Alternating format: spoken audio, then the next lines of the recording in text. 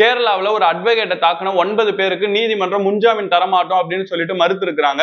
என்ன நடந்திருக்கு அப்படின்னு சொன்னா, கேரளாவில் இருக்கக்கூடிய ஒரு நபர் அங்க இருக்கக்கூடிய லோக்கல் பொலிட்டிக்கல் லீடர்ஸ்க்கு எதிராக ஒரு கம்ப்ளைண்ட் கொடுக்கணும் அப்படின்னு சொல்லிட்டு ஒரு அட்வொகேட் அணுகி இருக்கிறாரு.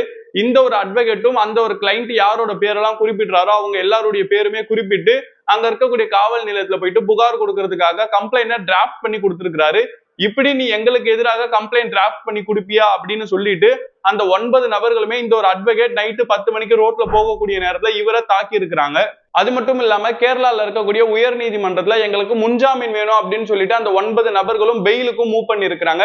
ஆனா இந்த ஒரு வழக்கை விசாரிச்ச நீதிபதிகள் ஒரு மக்கள் நீதிமன்றத்துக்கு வரணும், நீதிமன்றத்துல அவங்களுக்கான சுதந்திரத்தை பெறணும் அப்படின்னு சொன்னா அந்த உரிமைகள் எல்லாத்தையுமே போராடி பெற்றுக் கொடுக்கக்கூடியவரா ஒரு அட்வொகேட் தான் இருக்கிறாரு.